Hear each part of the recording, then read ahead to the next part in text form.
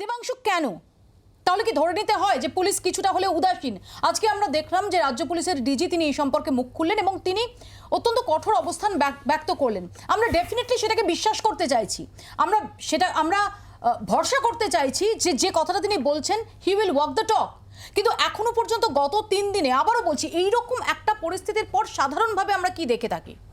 সাধারণ মানুষ, এর জন্য কোনো নিরাপত্তা বিশেষজ্ঞ হতে হয় না, যে গ্রামে একটা অভিযান হবে, পুলিশ যাবে, পুলিশ আইডেন্টিফাই করবে। এবং আমি বলছি এরকম একাধিক ঘটনার ক্ষেত্রে আমরা দেখেছি যে আমাদের কাছ থেকে ফুটেজ চাওয়া হয়েছে, এক্ষেত্রে অন্তত বলতে পারি যে এখনো পর্যন্ত ফুটেজ চেয়ে কোনো চিঠি আসেনি। দেখুন, প্রথমেই 24 ঘন্টা সকল দর্শককে শুভ সন্ধ্যা এবং নতুন বছরের শুভেচ্ছা জানাই।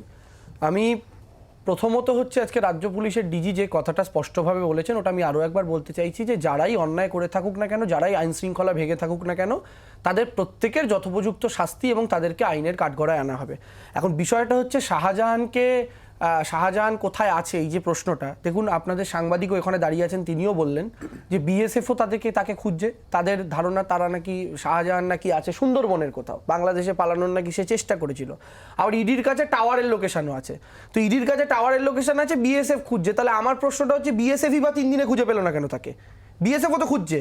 তাহলে রাজ্য পুলিশের ক্ষেত্রে যদি অনিয়া হয়ে থাকে, তাহলে বিএসএফ ক্ষেত্রেও কি অনিয়া আছে? তো বিএসএফ কেন খুঁজে পাচ্ছে না? তাদের কাছে টাওয়ার লোকেশন এটা দিয়ে এই পয়েন্টটাকে জাস্টিফাই করা যায় না, কারণ বিএসএফ এর নির্দিষ্ট এখতিয়ার রয়েছে, নির্দিষ্ট টেরিটরি রয়েছে, এবং সেই টেরিটরিটা মাই পয়েন্ট ইজ যে একটা সাধারণ এরকম একটা ল এন্ড অর্ডার সিচুয়েশন তৈরি হয়েছিল যেখানে সেদিন সমস্ত উচ্চপদস্থ আধিকারিকরা পৌঁছে গিয়েছিলেন।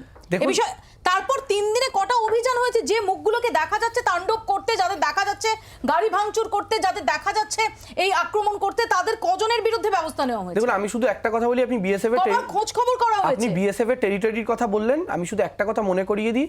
আজ থেকে 1 বছর প্রায় আগে এই 15 কিলোমিটার যে বিএসএফ এর রেডিয়াস ছিল, ওটাকে এই কেন্দ্রীয় সরকারই কিন্তু বাড়িয়ে 50 কিলোমিটার করে দিয়েছে। আর 50 কিলোমিটার করার পর গোটা সুন্দরবন এরিয়াটাই কিন্তু বিএসএফ এর টেরিটরির মধ্যে চলে আসে। ফলে তাদের এখানে কোনো অসুবিধা হওয়ার কথা নেই। এবার আপনি যেটা বললেন, দেখুন এটা তো অবশ্যই সংবাদ মাধ্যমের ওপর যে ন্যাক্কারজনক হামলা হয়েছে, আমরা এর আগেও নিন্দা জানিয়েছি, আমরা আবারও নিন্দা জানাচ্ছি। আমরা যে নিন্দা জানিয়েছি, অবশ্যই ইডি আধিকারিকদের ওপর কারোর রক্ত ঝরে যদি থাকে, কারোর উপরে যদি হামলা হয়ে থাকে, সে হামলা ন্যাক্কারজনক। কিন্তু আমার প্রশ্ন হচ্ছে যে তৃণমূল কংগ্রেস কর্মী আর সাধারণ মানুষ এই ব্যাপারটাকে গুলিয়ে দিলে কিন্তু চলবে না। আজকে সকালবেলা একদল ইডি আধিকারিক যাচ্ছেন, গিয়ে ভোরবেলা তালা ভাঙছেন, আর সেই মানুষগুলোকে দেখতে পাচ্ছে সাধারণ মানুষ, যে মানুষগুলোকে নিয়ে দিলীপ ঘোষ একদিন বলেছিলেন যে জায়গায় জায়গায় আমরা শীতলকুচি করবো। আবার এই দিলীপ ঘোষই বলেছিলেন চকরা বকরা পোশাক পরে আসবে দাদার পুলিশ। তাদের কাঁধে বন্দুক দেখতে পাচ্ছে সাধারণ মানুষ, দেখতে পাচ্ছে ভোরবেলাকার বাড়ির তালা ভাঙছে। সাধারণ মানুষের মধ্যে একটা উত্তেজনা সৃষ্টি হতেই পারে, পরিচিত কোনো এলাকার মানুষের বাড়ি গিয়ে যদি এরকম করা হয়, তো সেই জায়গায় সাধারণ মানুষের উত্তেজনা হওয়াটা অস্বাভাবিক না। কিন্তু তার জন্য যে রিপারকেশন, যে আক্রমণ তাদের উপরে হলো বা তাদের যে ফিজিক্যালি অ্যাসল্ট করা হলো, এই ব্যাপারটা সমর্থনেরও কোনো জায়গা আছে? বাংলার আওয়াজ, বাঙালির আবেগ, জি 24 ঘন্টা।